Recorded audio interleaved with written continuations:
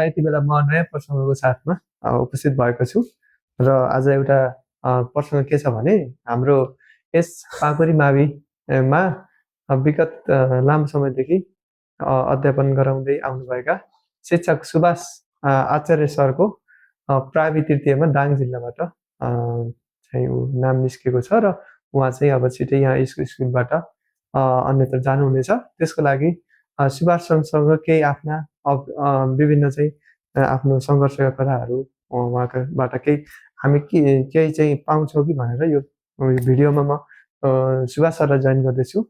यहाँहरूले चाहिँ भिडियोलाई अन्तिमसम्म हेर्नु होला र सुभाष सरसँगको कुराकानी चाहिँ सुन्नु होला।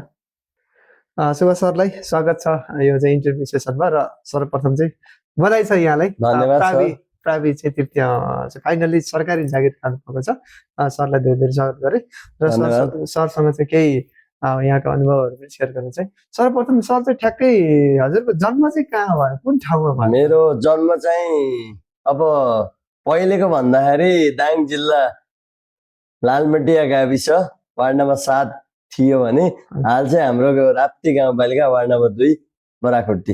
यहाँको बाल्यकाल पनि त्यही मेरो बाल्यकाल पनि त्यही नै बित्यो। ठिक छ सर। अनि सरले अध्यापन चाहिँ कतिसम्म गर्नुभयो र कहाँदेखि गर्नुभयो? मैले अध्ययन गरेको त सुरुवातमा चाहिँ मैले श्री आदर्श माध्यमिक उच्च मावि भन्ने थियो, अहिले चाहिँ श्री आदर्श नमुना माध्यमिक भनेर छ। त्यहाँसम्म मैले 12 कक्षा पास गरेँ। जब त्यहाँ 12 कक्षा पास गरिसकेपछि अब मेरो सानैदेखिको रुचिको विषय भनेको गणित विषय। अब त्यसको लागि मैले त्यहाँ गणित विषय थिएन। हजुर। हाम्रो ऐरावती क्याम्पसमा हाम्रो गणित विषय नभएको हुँदा अब फेरि म अध्ययनको लागि म लमै देउखरी बहुमुखी क्याम्पसमा गएर मैले ब्याचलर गणित विषयबाट। 11-12 कुन विषयबाट गर्नुभयो? मैले गणित विषयबाटै गरेँ। 11-12 पनि? हजुर। 11-12 सम्म त्यही आदर्शमै पढ्नुभयो? हजुर। भनेपछि ब्याचलर यहाँले मैले देउखरी बहुमुखी क्याम्पसमा म्याथबाट ब्याचलर क्लियर छ यहाँको? हजुर। अगाडिको पढाइलाई के गर्नुभयो, स्थगित गर्नुभयो कि कन्टिन्यू छ? त्यसपछिको पढाइ चाहिँ मैले स्थगित गरेको छु। स्थगित गर्नुभयो? हजुर। ठिक छ। अनि यहाँले चाहिँ अहिले चाहिँ भर्खरै यहाँले एउटा चाहिँ सफलता पाउनु भएको छ, प्रावि तृतीयमा जागिर खानु भएको छ। हजुर। र छिट्टै नै यस पाकुरी माविबाट यहाँ चाहिँ बिदा हुनुहुनेछ होइन? हजुर। त्यसको लागि म चाहिँ यहाँसम्म आइपुग्दाखेरि सर्वप्रथम त यहाँले लाइसेन्स दिनु भयो होला? हजुर। लाइसेन्स कति सालमा बनाउनु भयो सर? मैले लाइसेन्स 2079 सालमा छ। 79-80 भनेपछि भर्खरै बनाउनु भएको होइन? हजुर। त्यस मैले लाइसेन्स पछिको एउटा आयोग दिएँ, त्यसमा मैले असफल भएँ। निजामतिर होइन भन्न मतलब यतै आयोगतिर, शिक्षक सेवा आयोगतिर र प्लस मैले उतापट्टि कर्णाली चौथोमा दिएको थिएँ र सुदूरपश्चिम चौथोमा र लुम्बिनी चौथोमा दिएको थिएँ। तर अब पहिलो वर्ष चाहिँ अब शिक्षकतिरको चाहिँ मेरो 3वटै फर्स्ट पेपरमा नाम निस्क्यो, सेकेन्ड पेपरमा म सफल हुन सकेन। कति 80 सालको कुरा हो? हजुर। र अब 81 मा आउँदै गर्दाखेरि चाहिँ म प्राइभेटमा सफल हुन सकेँ। धेरै धेरै बधाई छ यहाँलाई, सफल पनि हुनुभयो। अनि यो निजामती तयारी गर्दा गाह्रो हुँदो रहेछ कि शिक्षक सेवा तयारी गर्दा कस्तो रहेछ, कस्तो छ यहाँको अनुभव कस्तो? अब मेरो अनुभवमा चाहिँ अब शिक्षक सेवा भन्दा अब निजामती अलिकति विरतै छ। हजुर। जसले गर्दाखेरि अब शिक्षक सेवामा लगभग हाम्रो त्यही पहिलो पत्रकै कुरा गर्दाखेरि अब 45 मिनटको उतापट्टि हामीले निजामतीतिरकोमा 45 मिनटमा हामीले त्यसलाई टाइमलाई म्यानेज गर्नुपर्ने हुन्छ भने अब यतापट्टि हामीले 1 घन्टा आउँछौँ। त्यो स्वत नै हाम्रो 15 मिनट भनेको लगभग हाम्रो करिब 3 घन्टा बराबरकै हानि छ। र अब त्यसमा अलिकति हामीले टाइम म्यानेज गर्न एकदमै कठिन हुन्छ। र अब म विगत मेरो सेक्टर मैले फाइनेन्सियल सेक्टरबाट 81 यतापट्टि यो सरकारी जागिर भन्नेतिर म अलिकति आउँदाखेरि अलिकति मलाई गाह्रो फिल चाहिँ भएको उतापट्टि। अहिले कति वर्षको पुग्नुभयो सर? अहिले म ट्याक्कै भन्दा 34 वर्ष। 34 वर्ष भनेपछि अब 40 वर्षसम्म। हजुर। अब यही फागुन 28 गते म 34 वर्ष पुरा पुग्ने। अनि 34 वर्षमा जागिर खानुभयो। त्यसभन्दा पहिले यहाँले चाहिँ केही जागिरको लागि अन्य के प्रयास गर्नु? अब मैले योभन्दा अगाडि सबभन्दा पहिला भनेको चाहिँ मैले बोर्डिङ पढाएको हो। कतिसम्म पढाउनु? मैले 400 बोर्डिङ पढाएँ। हजुर। त्यसपछि म लागेँ लघुवित्त वित्तीय संस्थाहरूतिरबाट लागेँ। हजुर। अब त्यहाँ विगत म लगभग 15 वर्ष मेरो त्यहाँ कार्य अनुभव रह्यो। हजुर। त्यसपछिबाट गएर मैले लघुवित्तमा के काम गर्नुहुन्थ्यो, के थियो? मैले अब लघुवित्तमा मैले फिल्ड सहायकदेखि लिएर म मोनिटरिङ तपाईँको इलाका प्रमुखसम्म भएँ ए त्यहाँको। राम्रो गर्नुभएको छ। अब त्यसलाई अब त्यसैमा बिट मारेर यतापट्टि मेरो लाइसेन्स निस्किसकेपछि लघुवित्तमा के थियो तपाईँको पारिश्रमिक राम्रो थियो होला, यतातिर किन लाग्नु सिक्नु? जागिर राम्रो थियो। अब ऊ एउटा प्राइभेट सेक्टर हो। हजुर। अब अलिकति मलाई लाइसेन्स निस्किसकेपछि अब मेरो सानैदेखि रहर भनेको मेरो टिचरै थियो र मैले त्यही अनुसारकै मैले म्याथमेटिक्स पनि मैले सानैदेखि नै अब 9, 10 ओपिटी पढेँ हो र 11, 12 नि म्याथ पढ्थ्यो र ब्याचलर गर्दै गर्दाखेरि पनि म्याथ पढेको कारणले पनि अलिकति अब मैले म्याथै पढ्नुपर्छ र मैले केही नभए म टिचरै बन्नुपर्छ भन्ने मेरो पहिल्यैदेखि लक्ष्य थियो। र अब त्यो लक्ष्यलाई पुरा गर्न लागि सबैभन्दा पहिला भनेको मेरो 12 कक्षा भनेको मेरो आर्ट्स पढेँ। जानेर मैले एजुकेसन पढेको भए सायद म अरू फिल्ड जान्न थिएँ होला। त्यो आर्ट्स पढेँ। आर्ट्स पढ्दै गर्दाखेरि मलाई ब्याचलर नगरी अब यतापट्टि लाइसेन्स नआउने अवस्था भयो। त्यस कारणले अब उतापट्टि ब्याचलर सकाएँ। ब्याचलर सकिसकेपछि बल्ल यतापट्टि लाइसेन्स आएर म यो सेक्टरमा आएको। ए त्यसो भए अनि यो हाम्रो शिक्षा सेवा पास गर्नुभयो यहाँले, यसको लागि कस्तो खालको रणनीति अप्नाउनु भयो, कसरी पास गर्नुभयो तपाईँले? अब मैले सर्वप्रथम पहिला सुरुको स्टेज भनेको चाहिँ अब मैले सुरुमै अब माविकै बढी मैले फोकसिङ गरेँ 2080 सालमा। र अब मैले मेरो विचारमा चाहिँ सबैभन्दा पहिला हामीले ठुलै भाग एकैचोटि हेर्न हुने रहन्छ। हामी जब टेक्नी आगो भइसक्यो भने बल्ल हामी बिस्तारै अगाडि बढ्न सकिन्छ भन्ने मैले यहाँबाट थाहा पाएँ। 80 सालमा मैले सबैभन्दा बढी भनेको माविलाई फोकसिङ गरेँ, जसमा मैले असफल भएँ। त्यसपछिबाट गएर अब जब माविको फोकसिङ भयो भने मैले अरूलाई त्यति वास्ता गरेको थिएन, जसले गर्दाखेरि मैले प्रथम पत्रमा नै त्यति धेरै मिलाउन सफल थिएन। र अहिले भनेको मेरो स्पेसली फोकस भनेकै मेरो पढाइ मात्र थियो र पढाइ मात्रै फोकस गर्दाखेरि अब मैले एउटामा मात्र ध्यान केन्द्रित भयो, जसले गर्दाखेरि म सफल हुन सकेँ। अब बल्ल अब मैले टेक्नी आगो बनाइसकेँ भने बल्ल मैले अब बिस्तारै कर्मिक रूपमा लैजाने हाम्रो सुभाष सरले चाहिँ के सुझाव दिनुभयो भने हामीसँग योग्यता ठुलो चाहिँ को भए तापनि जस्तो निमावि माविको खाने भए तापनि पहिला जरो टेक्नुहोस्, प्राविमा एउटा राम्रो एउटा फोकस गरेर अध्ययन गर्नुहोस्, त्यसपछि जागिर खाइसकेपछि त्यसपछि एउटा के फाइदा हुन्छ भने तपाईँले प्राइभी निकालिसकेपछि तपाईँको उमेर हद लाग्दैन होइन। तपाईँ चाहिँ 55, 59 सम्म पनि जागिर खानुहोस्, थाहै भएर मावि निकाल्नुहोस् होइन, त्यसपछि रिटायरमेन्ट हुनुहोस्, कस्तो राम्रो सुविधा छ होइन, त्यो भन्नुभयो। अनि त्यो त भयो तपाईँको सफलताको कुरा भयो। अनि पढ्दा कसरी पढ्नुहुन्थ्यो यहाँले, कस्तो रुटिन थियो यहाँ? मैले कसरी पढेँ भने अब सुरुमा मैले चाहिँ अब ट्युसनै पढेँ, अब अनलाइन क्लास पढेँ हो। र अब अनलाइन क्लास पढिसकेपछि चाहिँ अब मैले के बुझेँ भनेपछि पछिको समयमा मैले 80 सालमा चाहिँ स्पेसली मैले अनलाइन क्लास मात्र पढेँ हो। र मैले 81 सालमा आइसकेपछि अब म आँकुरी आएँ। आँकुरी आएपछि अब यहाँको अलिकति नेटको असुविधा भएको ठाउँ हो। अब अहिले भर्खरै बल्ल नेट आएको हो। र अब त्यो अवस्थामा चाहिँ मैले के गरेँ भनेपछि बढी भागमा मैले बुकै पढ्थेँ।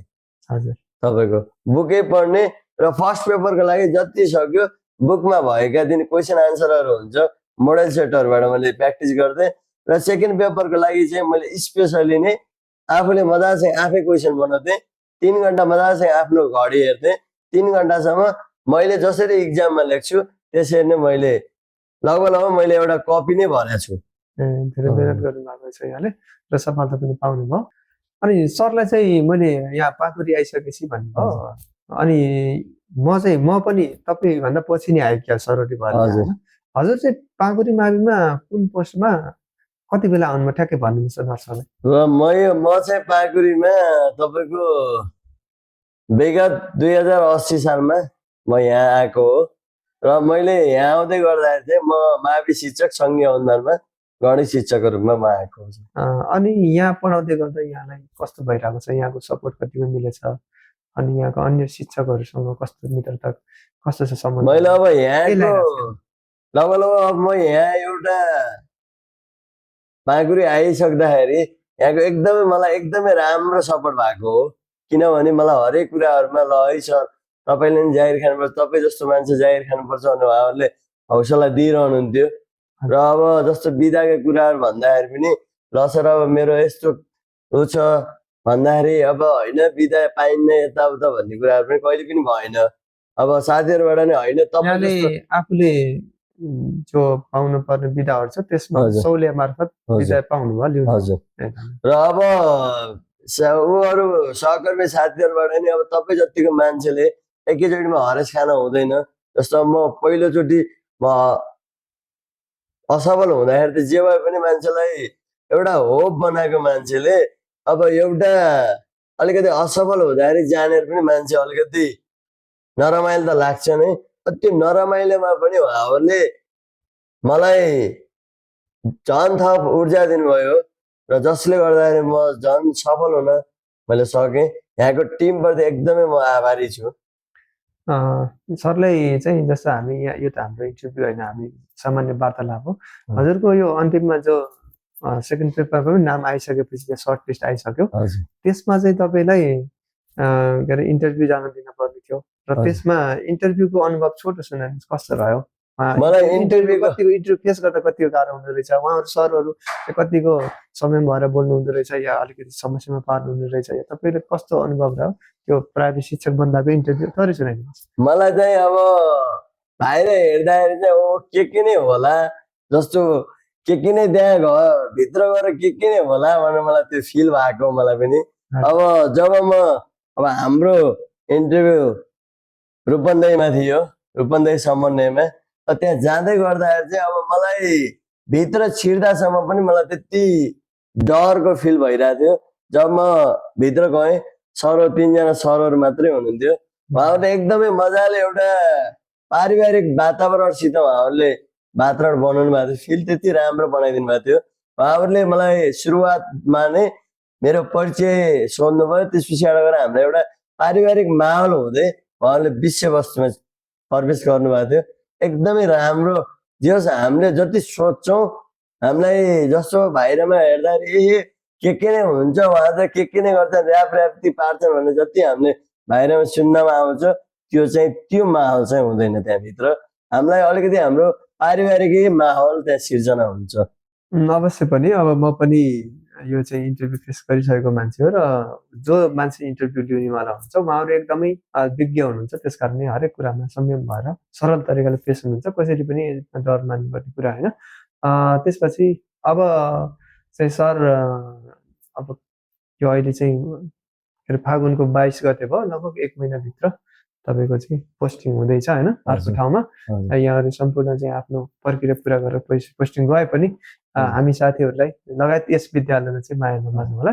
बेला बेलामा आफ्नो समयहरू पुग्दाखेरि आउनु होला, सम्पर्कमा रहनु होला। धेरै धेरै चाहिँ खुसी लाग्यो तपाईँ चाहिँ एउटा सफल हुनुभयो होइन। अनि हजुरलाई केही सन्देश यस विद्यालयप्रति या केही कुराहरू राख्नु छ भने यसो समेट्न सक्नुहुन्छ? अब विद्यालयप्रति त एकदमै अब यस्तै टिमहरू बनोस्। अब म गए पनि अब फेरि भावी अब गणित शिक्षक आउनु नै हुनेछ।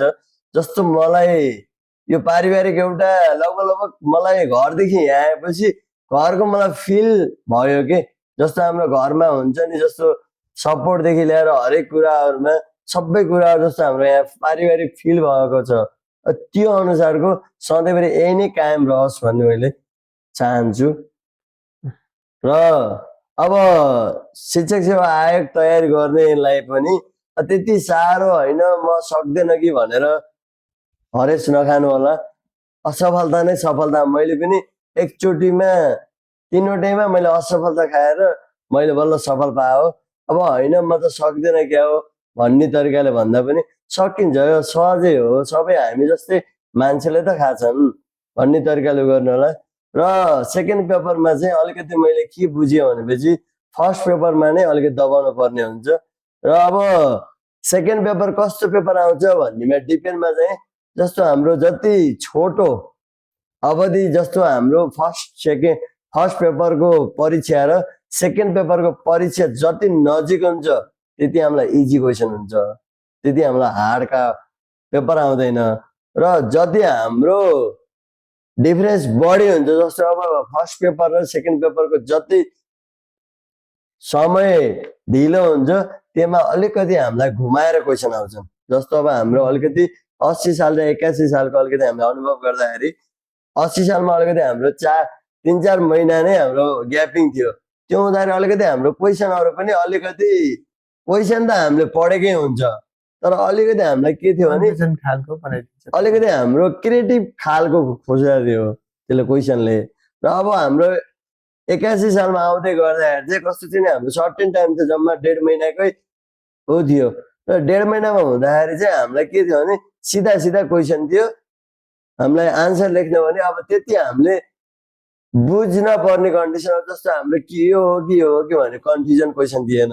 त्यस कारणले पनि अब अलिकति हामीले तयारी गर्दाखेरि चाहिँ सेकेन्ड पेपरलाई चाहिँ जति सक्यो त्यो बुक मजालाई आफै पढ्ने र अब आफ्नै भाषा शैलीमा पढ्नुपर्छ। जति सक्यो हामीले आफैले नै रिटर्न पढाउने। अब हामीले जुनसुकै इन्स्टिट्युट जहाँ पढे पनि अब लास्टमा गएर सरहरूले पढाएको होबाउ त हामीले लेख्न सक्दैनौँ। त्यसको कारणले पनि के गर्नु पर्यो, आफै रिटर्न आफैले। अब सकिन्छ भने पेपर पाइन्छ भने डेली पेपरबाटै सरहरूले नै बनाएको सरहरूलाई नै चेकअप गर्ने मात्र बन्छ भने त्यो झन् बेटर भयो। अब यदि त्यो पनि अब हामी जस्तो अब अलिकति नेट नभएको ठाउँ त्यो भयो भने चाहिँ मजाले आफै बुक पढ्ने, आफै बनाउने, क्वेसन पेपर आफै बनाउने र क्वेसन आन्सर चाहिँ ट्याक्कै घडी हेर्ने, आफैले नै क्वेसन आन्सर लेख्ने। अब आफूलाई त पढाएको त हामीलाई थाहा हुन्छ कतिसम्म त्यो आन्सरबाट आफू कतिसम्म सन्तुष्ट छ त्यही अनुसारको आफैले नम्बर दिने। त्यो गर्दा नै मैले बेटर देखेँ।